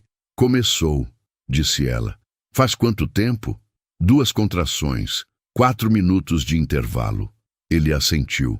Já estava calculando. Ela via nos olhos dele, na velocidade com que percorriam o quintal, a casa, a estrada escura lá fora. Dona Aparecida, disse ela. Eu sei. Uma pausa de 1 segundo. Entra, deita, não fica em pé. E foi. Ela o viu sumir pela porteira do quintal na direção da estrada de terra. Sem lampião, sem hesitação, no escuro completo de uma madrugada de sertão, a passos largos que não eram corrida, mas eram tudo que estava abaixo de corrida. Helena voltou para dentro. Ficou sozinha por 40 minutos. 40 minutos que foram uma vida inteira. Ela tentou ficar deitada como ele havia mandado. Ficou por um tempo, de lado, com o travesseiro entre os joelhos, respirando. Mas a dor foi crescendo com uma determinação que não consultava o que ela queria, que não se importava com posição ou respiração ou nada que ela tentasse. Cada contração chegava mais intensa que a anterior, ficava mais tempo, ia embora mais devagar. 3 minutos de intervalo, 2,5. Ela se levantou e foi até a cozinha. Colocou água para ferver, não porque havia planejado, mas porque precisava fazer alguma coisa com as mãos, porque o corpo precisava de movimento ou ficaria apenas com a dor. Ficou de pé de frente para o fogão durante uma contração inteira, com as palmas espalmadas na beira da pia, a cabeça baixa, os olhos fechados, o som que saía da garganta mais alto do que ela gostaria e que ela não conseguia controlar completamente. Quando passou, ela estava tremendo. Não de frio, era o corpo que estava trabalhando além do que ela havia imaginado que seria possível, que estava fazendo algo que nunca havia feito, que estava indo a um lugar que não tinha mapa. Ela voltou para o quarto. Deitou de novo. Ficou olhando para o teto. Havia um momento. Ela soube reconhecer depois. Mas na hora foi apenas escuridão, em que o medo deixou de ser medo de algo específico e se tornou medo de tudo. Medo do tamanho da dor. Medo do que viria depois. Medo de não conseguir. Medo de que algo desse errado aqui, longe de tudo, no alto de um morro sem nome, sozinha, num quarto escuro de madrugada. Medo de começar a chorar e não parar mais. A contração seguinte foi a mais forte até então. Helena apertou o travesseiro com as 2 mãos e não conseguiu segurar o som, um som baixo e longo e completamente honesto que saiu de um lugar fundo do peito e preencheu o quarto inteiro. E ela ficou com aquele som até a dor ir embora. E quando a dor foi embora, ela ficou com os olhos abertos no escuro, respirando, percebendo que havia lágrimas escorrendo pelo lado do rosto para dentro da orelha. Não limpou. Não havia energia para limpar. Dona Aparecida chegou com Mateus 38 minutos depois de ele ter saído. Helena os ouviu antes de vê-los. A voz de Dona Aparecida na varanda, firme e prática, cortando o silêncio da madrugada, como quem já chegou em situação pior e sabe o que fazer. A porta abriu, a luz do lampião entrou no corredor. Dona Aparecida chegou no quarto e foi direto para Helena. Colocou a mão na barriga, ficou um momento assim, sentindo, lendo o que o corpo de Helena estava dizendo com aquela linguagem que só as mãos experientes entendem. "Tá bem encaminhada", disse ela, "mas ainda tem trabalho." E começou. Mateus ficou na porta do quarto. Dona Aparecida olhou para ele por um segundo. Aquela avaliação rápida que ela fazia, aquele inventário de caráter que não precisava de conversa. "Fica", disse ela. Não foi pergunta. Ele ficou. O trabalho de parto durou 3 horas. 3 horas que Helena viveu de dentro, sem distância, sem perspectiva, completamente entregue ao que o corpo estava fazendo, que era a coisa mais difícil que ela havia feito na vida, mais difícil do que qualquer solidão, mais difícil do que qualquer abandono, mais difícil do que todos os dias sozinha somados. A dor não era mais ondas com intervalos. Era uma coisa contínua agora, com picos que faziam tudo desaparecer. O quarto, o lampião, as vozes, tudo sumia e havia apenas aquilo, apenas o centro absoluto daquele esforço que era maior do que ela. Dona Aparecida falava. Instruções curtas, palavras de âncora. Respira, segura, agora. Isso, mais uma vez. Mas havia um momento perto da 2ª hora em que Helena parou. Não parou de tentar. O corpo não deixava parar de tentar. Mas havia algo que cedeu internamente, alguma coisa que havia sido força, e ficou exausta. E ela ficou com os olhos fechados e a cabeça pesada, e um pensamento que ela nunca havia tido antes, e que chegou com uma clareza assustadora. "Não consigo." 2 palavras, simples assim, ditas em silêncio para dentro, mas com toda a convicção de quem atingiu um limite real. Dona Aparecida percebeu. "Helena, me olha." Ela abriu os olhos. "Você tá quase. Tá ouvindo? Quase." Helena quis acreditar. Tentou acreditar.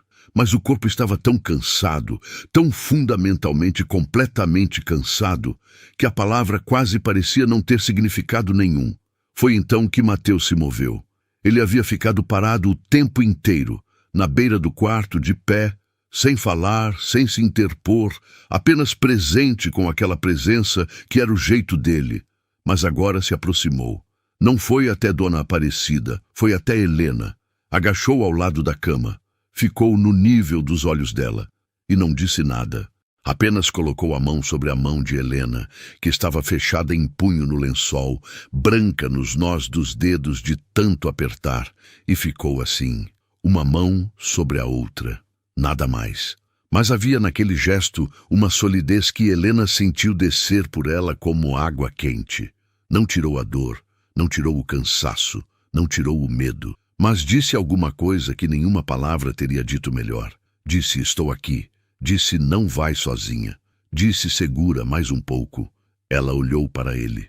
Ele a olhou de volta. E havia no olhar dele uma calma que não era indiferença. Era a calma de quem já esteve no lugar mais escuro que existe e aprendeu que os lugares escuros têm saída, que a saída às vezes dói mais do que a entrada, mas existe. Helena fechou os dedos em volta da mão dele. Apertou e continuou. A contração seguinte foi a última. Ela não sabia que seria a última quando chegou. Chegou como todas as outras, brutal e total e sem aviso. Mas havia algo diferente agora, algo que Dona Aparecida reconheceu antes de Helena, algo que fez a parteira se mover com uma velocidade nova e dizer com uma firmeza que não admitia hesitação: "Agora, Helena, agora é."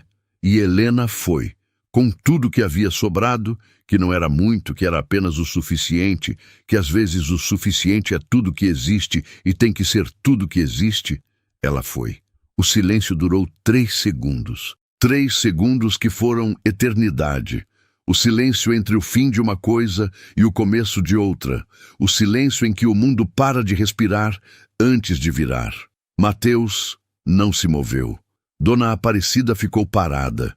Helena ficou com os olhos fechados, exausta, além de qualquer palavra que exausta possa conter, completamente vazia de esforço, completamente aberta para o que viesse a seguir.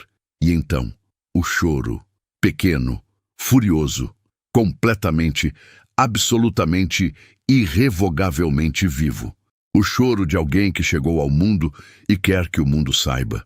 Helena abriu os olhos. As lágrimas vieram antes de qualquer pensamento. Não foram decididas, não foram contidas nem liberadas, simplesmente vieram, como vêm todas as coisas que são grandes demais para o corpo segurar sozinho. "É menina", disse Dona Aparecida, e colocou a criança no peito de Helena. Ela era pequena, vermelha, com os punhos cerrados dos dois lados do rosto, como quem chegou ao mundo já pronto para alguma coisa que ainda não sabia nomear. Os olhos fechados, a boca aberta no choro que foi diminuindo assim que sentiu o calor do peito da mãe, diminuindo, diminuindo, até virar apenas um soluço pequeno, até virar silêncio, até virar apenas a respiração nova e rápida de alguém que acabou de chegar e já está, de alguma forma inexplicável, em casa. Helena não pensou em nada. Pela primeira vez em meses, talvez em anos, a mente ficou completamente quieta. Não havia medo, não havia plano, não havia o peso de tudo que havia vindo antes.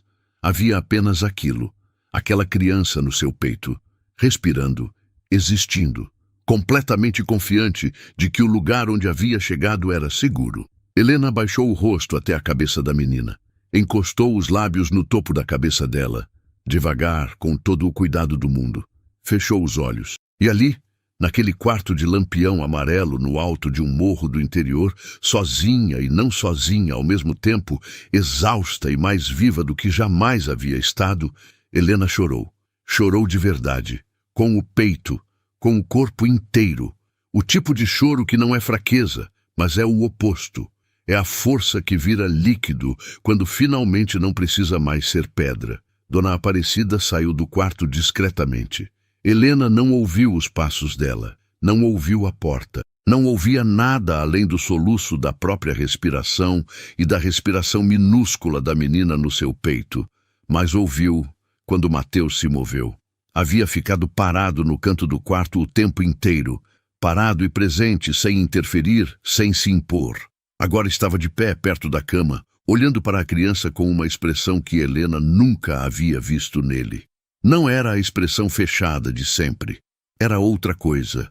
Era abertura. Era aquela fresta que às vezes aparece no rosto das pessoas quando algo as pega desprevenidas, quando algo passa por todas as defesas que a vida ensinou a construir e chega direto no lugar que fica embaixo de tudo. O lugar que existia antes da dor, antes do luto, antes de qualquer coisa que tenha endurecido por fora. Ele olhou para a menina. A menina, com aquela soberania dos recém-chegados ao mundo, não olhou de volta. Estava de olhos fechados. Estava apenas sendo, estava apenas existindo, com toda a concentração que isso exige nos primeiros minutos. Helena olhou para Mateus. E foi ali, naquele segundo, naquele quarto, naquela madrugada que estava começando a virar manhã pela fresta da janela, que algo mudou dentro dela de um jeito que não tinha volta. Não era amor declarado, não era certeza de futuro. Era outra coisa. Era o reconhecimento de que aquele homem havia ficado. Havia ficado quando não precisava ficar. Havia ficado quando ela havia dificultado ficar. Havia ficado na noite do bezerro e na tarde da dor falsa e na varanda de estrelas, e agora havia ficado aqui, neste quarto, nesta hora, segurando a mão dela quando ela havia achado que não conseguia mais. Havia ficado, e ela não estava mais sozinha. Não da forma que havia estado. Não daquele jeito que pesa nos ombros e não deixa dormir e faz o silêncio doer. O silêncio agora era diferente, era leve. "Mateus", disse ela, a voz rouca, gasta, completamente honesta. Ele a olhou. "Ela se chama Clara", disse Helena. Ele ficou olhando para a menina por um momento longo. "Clara", repetiu ele baixinho, como quem experimenta o nome e descobre que serve. E então, pela primeira vez desde que havia chegado naquela propriedade, com suas vacas e sua carroça e seu silêncio, Mateus sorriu. Não foi um sorriso grande, Não foi o sorriso de quem sorri fácil. Foi o sorriso de quem havia esquecido como se faz e estava lembrando agora, devagar, como se lembrando de uma habilidade que o corpo ainda guardava, mesmo depois de tudo. Helena viu aquele sorriso e sentiu o peito apertar de um jeito que não era dor. Era o oposto da dor. Era o começo de alguma coisa que ela ainda não sabia nomear, mas que já reconhecia. Da mesma forma que se reconhece o cheiro de chuva antes da chuva chegar. Os primeiros dias depois do nascimento de Clara têm uma qualidade fora do tempo. É como se o mundo concordasse em desacelerar. Como se até o sol soubesse que algo novo havia chegado e decidisse ir mais devagar, deixar a luz durar um pouco mais nas beiradas do dia. Helena vivia naquele estado suspenso que vem depois de uma coisa grande. Não euforia, não tristeza, mas uma calma profunda que coexiste com o cansaço sem ser a mesma coisa. Clara dormia muito. Acordava para mamar com uma determinação que não combinava com o tamanho dela, a boca abrindo e fechando, os olhinhos franzidos de concentração, os punhos cerrados dos dois lados do rosto, como se mamar fosse a tarefa mais séria do mundo. E era, talvez, era a primeira tarefa, era o começo de tudo. Helena a observava com uma atenção que nunca havia dado a nenhuma outra coisa. Havia algo perturbador e, ao mesmo tempo, completamente certo naquilo. Nessa observação sem pressa, nesse ficar parada olhando para uma criança que dormia e respirava e existia sem fazer nada além disso. Ela havia passado meses em estado de alerta constante, sempre com alguma coisa para fazer, sempre com alguma coisa para resolver. E agora havia aquilo, aquela criança que não precisava que ela resolvesse nada, que precisava apenas que ela ficasse. Ela ficou. Dona Aparecida ficou 2 dias. Dormiu na sala, no colchão que Mateus havia deslocado do paiol sem que ninguém pedisse. Simplesmente havia aparecido lá quando Dona Aparecida havia chegado, pronto, no lugar certo. Ela cuidou de Helena com aquela competência direta e sem sentimentalismo que era o jeito dela. Verificando, ensinando, fazendo o que precisava ser feito. Mateus recuou para a roça durante esses 2 dias. Não sumiu. Estava lá, nas proximidades, fazendo as coisas que precisavam ser feitas. Mas havia dado espaço de um jeito que Helena só percebeu no 3º dia, quando Dona Aparecida foi embora e a casa voltou a ter apenas o silêncio dos dois. Naquela tarde, ele apareceu na porta do quarto. Bateu. 2 toques suaves com o nó do dedo. O tipo de batida que é quase uma pergunta. "Pode entrar", disse ela. Ele entrou. Ficou parado perto da porta, com o chapéu de palha na mão, olhando para a cama onde Helena estava recostada com Clara no colo. A menina estava em um daqueles momentos raros dos primeiros dias. Olhos abertos, olhando para o mundo com aquela expressão de quem está processando mais informação do que jamais existiu antes. Mateus olhou para ela e Helena viu, de frente, sem filtro, o que aconteceu no rosto dele quando seus olhos encontraram Clara. Não foi um sorriso, foi anterior ao sorriso. Foi o movimento interno que às vezes escapa antes que a pessoa possa organizar o rosto de volta. A abertura involuntária de quem é pego desprevenido por algo que é belo demais para a defesa aguentar. Ele ficou olhando por alguns segundos em silêncio. Clara olhou de volta com aquela indiferença soberana dos recém-chegados ao mundo. "Ela tem nome?" perguntou ele, a voz um pouco mais baixa do que o normal. "Clara", disse Helena. "Era o nome da minha avó." Mateus repetiu o nome em silêncio, os lábios se movendo, o nome sendo sentido antes de ser dito. "É bom nome", disse ele. E então, com aquele jeito dele de não anunciar as coisas antes de fazê-las, caminhou até a beira da cama. Ficou parado ali, olhando para Clara de perto. A menina havia voltado àquela expressão vaga de quem está entre o mundo e o sono. Mas quando Mateus se aproximou, os olhinhos dela focaram, ou pareceram focar. naquela forma ainda imprecisa que os olhos de recém-nascido têm, como câmera que ainda está aprendendo a enxergar. Ele estendeu um dedo, devagar, com todo o cuidado do mundo. Clara abriu a mão, aquele reflexo automático dos bebês, aquela abertura e fechamento que é puro instinto, pura natureza, e o dedo de Mateus ficou dentro daquele punho minúsculo. Ele ficou parado. Helena ficou parada. O quarto ficou parado. Havia algo naquele contato, o dedo grande e áspero de um homem marcado pela roça dentro da mão fechada de uma criança de 3 dias, que era tão completamente humano, tão sem defesa, que Helena sentiu o peito apertar de um jeito que não tinha nome, mas que ela reconhecia. Era o mesmo aperto do quarto durante o parto, quando ele havia colocado a mão sobre a mão dela e não havia dito nada, e aquilo havia sido tudo. Era presença. Era aquela coisa simples e impossível de fabricar. Mateus ficou assim por um tempo. Depois retirou o dedo devagar, se endireitou. Havia algo diferente no rosto dele agora. Aquela abertura que ela havia visto na madrugada do nascimento ainda estava lá, menor, mais controlada, mas ainda estava. E embaixo dela havia outra coisa, algo mais fundo, mais antigo, algo que doía de um jeito que já havia cicatrizado, mas que nunca cicatriza completamente. Helena soube naquele momento o que era. Não precisava perguntar, não ia perguntar, mas soube. Naquela noite, depois que Clara dormiu e a casa ficou quieta, Mateus foi até a porta de saída. Parou. Mateus, disse Helena da cama. Ele se virou. Ela o olhou por um momento. Havia uma pergunta que havia carregado desde que havia visto o caderno de capa preta no paiol. Havia semanas, havia meses. Havia guardado com o cuidado de quem sabe que certas perguntas têm o momento certo. O momento certo era agora. O caderno que você tem no paiol, disse ela. Eu vi. Não mexi, mas vi. Ele ficou parado na porta. As costas ficaram levemente mais rígidas, apenas 1 milímetro. Era do meu filho, disse ele. Ele desenhava, todo dia. Passava horas naquele caderno. Uma pausa. Tinha 8 anos. Helena não disse nada. Segurou Clara um pouco mais firme, um gesto que o corpo fez sozinho, sem consultar a mente. Febre, disse Mateus. Uma palavra.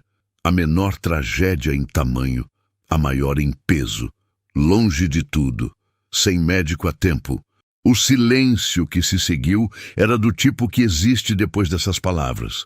Não o silêncio do desconforto, o silêncio do respeito. O silêncio, que é a única resposta honesta para dores que não tem conserto. Sinto muito, disse Helena, de verdade. Com todo o peso que essas palavras podem ter quando são ditas de verdade. Ele assentiu com a cabeça. Por isso você parou, disse ela. Não era pergunta. Por isso eu parei, confirmou ele. E havia muita coisa naquilo. Havia um homem que havia perdido um filho e havia andado por estradas de terra por um tempo que ela não sabia quanto, com 2 vacas e um caderno de desenhos e o luto que vai junto para todo lugar, porque não sabe ir para mais nenhum. Havia um homem que havia visto uma mulher grávida e sozinha numa casa de barro e havia reconhecido algo. Não a situação, não os detalhes, mas a substância de fundo. A substância de quem precisa de presença e não sabe como pedir. E havia parado. Você pode ficar com o caderno aqui dentro, disse Helena. Se quiser, não precisa ficar no paiol. Ele a olhou. Era uma coisa pequena. Era uma coisa enorme. Obrigado, disse ele. Saiu. E Helena ficou olhando para Clara que dormia, para aquela respiração pequena e constante que era agora o centro do mundo. E pensou no menino de 8 anos que havia desenhado num caderno de capa preta, e pensou que a vida às vezes cobra um preço que não é justo, e que as pessoas que pagam esse preço carregam ele da única forma que conseguem, que é andando, que é continuando, que é parando quando encontram uma razão para parar. Na madrugada do 5º dia, Helena acordou para amamentar Clara e ouviu. Violão, baixo, suave, vindo do lado de fora. tão baixo que ela ficou parada escutando para ter certeza de que não estava sonhando. Mas não era sonho. Era uma melodia simples, sem letra, o tipo de coisa que os dedos fazem quando a cabeça está em outro lugar, quando a música é apenas uma forma de estar acordado sem estar perdido. Ela ficou ouvindo enquanto Clara mamava. A melodia não tinha nome, não precisava. Era apenas sons organizados no escuro de uma madrugada de sertão, sons que saíam de um homem que havia perdido um filho e havia parado numa estrada de terra porque havia aprendido o preço de não parar, e que agora estava do lado de fora de uma casa onde havia uma criança dormindo e uma mulher que havia aprendido que não precisava de tudo, que precisava apenas de suficiente, e que suficiente às vezes é apenas isso, uma presença, uma melodia, uma mão sobre a mão, no momento certo. O violão parou depois de um tempo. O silêncio voltou, mas era um silêncio que havia sido habitado por uma melodia e guardava o formato dela. Helena deitou Clara de volta. Voltou para a cama, ficou olhando para o teto por um tempo. E dormiu, com aquele sono fundo e sem vigilância que ela havia esquecido como era, que havia voltado nos últimos dias, como voltam as coisas que o medo havia afastado, uma de cada vez, devagar, como a maré que sobe sem que a gente veja a água subindo, mas de repente olha e percebe que o mundo tem outra forma. 3 semanas depois do nascimento de Clara, amanheceu diferente. Não havia nuvem. Não havia aquela brancura pesada que anunciava calor ou chuva. Era um azul limpo, fundo, do tipo que só aparece depois que o céu resolve ser completamente honesto, sem véu, sem filtro, sem nada entre o mundo e a luz. Helena acordou antes do sol. Ficou parada na cama por um momento, ouvindo o silêncio do quarto, a respiração de Clara no berço de gaveta ao lado, os primeiros pássaros lá fora que cantavam como se fosse a primeira manhã do mundo, sempre, sem cansar. Havia uma qualidade diferente naquele acordar. Não era o acordar do alerta, do estado de vigilância que havia sido o seu modo de existir por meses. Era outro tipo de acordar. O tipo que vem quando o corpo finalmente acredita que pode descansar, que o mundo não vai desmoronar enquanto a gente dorme. Ela ficou parada, ouvindo Clara respirar. Aquela respiração pequena e constante, que havia se tornado o centro do mundo, o som mais importante de todos os sons, o som que ela procurava antes de qualquer outro quando acordava, o som que confirmava que tudo estava no lugar certo. Clara respirava. Helena levantou. Mateus já estava no quintal. Ela o viu pela janela da cozinha enquanto acendia o fogo. Estava no cercado, verificando a vaca e o bezerro com aquela atenção de sempre, as mãos grandes passando pelo flanco do animal com o gesto que ela havia visto na noite do parto. O gesto que era ao mesmo tempo inspeção e cuidado, ao mesmo tempo trabalho e afeto. O bezerro, que havia crescido visivelmente nas últimas semanas, que já não era aquela coisa cambaleante da madrugada do nascimento, mas um animal jovem com energia excessiva e confiança nos próprios passos, corria em círculos pequenos ao redor da mãe, com aquela alegria sem motivo específico que os animais jovens têm. A vaca ficava parada, paciente, deixando. Helena ficou olhando pela janela por um momento. Havia um paralelo ali que ela havia sentido desde a noite do parto da vaca, desde aquela madrugada sem lua, quando os dois haviam ficado de cada lado do animal no chão úmido do cercado, e ela havia olhado para a barriga da vaca e colocado a mão na própria barriga, e havia sentido alguma coisa apertar dentro dela que ela não havia sabido nomear. Agora sabia. Era reconhecimento. Era a vida reconhecendo a vida. O mesmo processo, o mesmo medo, o mesmo esforço, o mesmo resultado. Algo novo chegando ao mundo e alguém ficando para cuidar. A vaca havia parido. Helena havia parido. O bezerro havia aprendido a correr. Clara havia aprendido a mamar, a dormir, a existir com aquela concentração total que os recém-chegados têm. E os dois A vaca e Helena haviam atravessado aquilo com alguém do lado. Não um salvador, não alguém que carregasse no lugar delas, apenas alguém que ficou. Ela fez o café, aqueceu o leite que Mateus havia deixado no balde pela manhã. Já era rotina, já era parte do ritmo dos dias que havia se construído sozinho, sem que ninguém combinasse nada, como se construem as coisas que são certas. Cortou o pão que havia feito na véspera, separou 2 xícaras. Quando Mateus entrou pela porta dos fundos para pegar água, havia 2 xícaras na mesa. Ele parou. Olhou para as 2 xícaras, olhou para ela. Helena não disse nada. Apenas pôs o pão na mesa também e foi buscar Clara, que havia acordado e estava anunciando isso com aquele choro pequeno e determinado que significava: estou aqui e quero atenção e não vou parar até conseguir. Quando voltou com Clara no colo, Mateus estava sentado à mesa. Era a primeira vez. Havia tomado café de pé, de fora, pela janela, na beira do quintal. Havia tomado de todo jeito, menos sentado à mesa, dentro, como alguém que pertence àquele lugar. Mas estava sentado agora, com a xícara nas mãos grandes, olhando para Clara com aquela expressão que havia aparecido no dia do nascimento e que havia ficado. Aquela abertura, aquela fresta por onde passava algo que não tinha nome, mas que Helena reconhecia porque era do mesmo material que o que ela mesma carregava. Ela sentou do lado oposto. Clara ficou no colo dela, olhando para o teto com aquela atenção vaga e concentrada, ao mesmo tempo que os bebês têm. Tomaram o café em silêncio.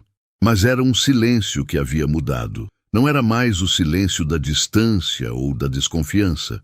Era o silêncio de 2 pessoas que já não precisam preencher o espaço entre elas, porque o espaço entre elas já tem conteúdo, já tem história, já tem o peso específico de coisas vividas juntas. O silêncio de uma família que não foi planejada, mas que é real. Mais tarde, naquela manhã, Helena foi até a varanda com Clara. O sol ainda estava baixo, fazendo sombras compridas e douradas no chão de terra batida do quintal. A terra estava avermelhada e cheirosa. Havia chovido na semana anterior e o cheiro ainda ficava preso nas plantas, na madeira da cerca, no ar parado da manhã. As galinhas circulavam pelo quintal com aquela seriedade absurda das galinhas. Lá no cercado, o bezerro corria. Helena sentou no banco da varanda com Clara no colo. Ficou olhando para o cerrado que se espalhava além da cerca, além da estrada de terra, além dos morros que fechavam o horizonte dos 3 lados. Verde agora, mais verde do que havia sido quando Mateus havia chegado, mais verde do que havia sido nos meses de seca e solidão. A chuva havia feito isso, e o tempo. E talvez alguma outra coisa que não era chuva nem tempo, mas que tinha os 2 dentro. Clara abriu os olhos. Ficou olhando para o sol, não diretamente para a luz geral, para o brilho que entrava de todo lado naquela manhã lavada. E então, pela primeira vez desde que havia chegado ao mundo, Clara sorriu. Não era sorriso consciente. Os médicos diriam reflexo, diriam que é o rosto aprendendo a fazer expressões. Mas havia algo naquele sorriso que desafiava a explicação simples. Era completo, com as bochechas, com os olhinhos, com toda a pequena face iluminada de dentro, como se houvesse uma luz acendendo ali. Helena ficou olhando para o sorriso da filha, e o peito partiu ao meio.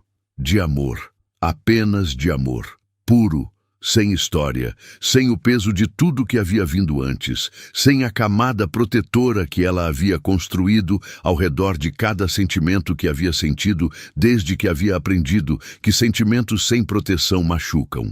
Não havia proteção agora. Não havia escudo. Havia apenas aquilo, aquela criança minúscula sorrindo para o sol pela primeira vez. As lágrimas vieram sem pedir licença. Helena não tentou conter. Deixou. Ouviu passos atrás dela. Mateus vindo da direção do paiol com a enxada no ombro, passando pela varanda no caminho para a roça. Ele a viu chorando, viu Clara sorrindo. Parou. Não disse nada. Ficou parado ali por um momento, olhando para os 2. para a mãe que chorava sem esconder e para a criança que sorria sem saber, com aquela expressão que havia aparecido na madrugada do nascimento e que agora estava mais aberta, mais presente, como se os dias fossem desfazendo devagar o que os anos haviam fechado. Então, fez uma coisa simples. Sentou no degrau da varanda, não ao lado de Helena.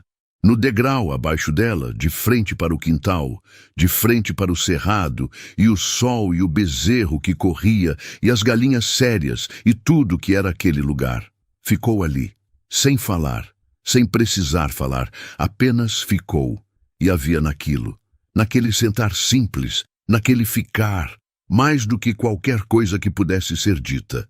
Havia uma declaração que não precisava de palavras porque era feita de ação, que era o único idioma que ele havia sempre falado e que ela havia aprendido a entender. Era escolho ficar. Era este lugar é onde estou. Era não vou embora. Helena olhou para as costas dele. Depois olhou para Clara, que havia parado de sorrir e havia voltado àquela expressão concentrada de quem está descobrindo que o mundo tem profundidade, que as coisas têm luz e sombra, que há muito ainda para entender. Depois olhou para o cercado, onde a vaca ficava parada com o bezerro do lado. Os dois quietos agora, olhando para o horizonte com aquela calma animal que não é indiferença, mas é uma forma de sabedoria que os bichos têm e que os humanos passam a vida inteira tentando aprender.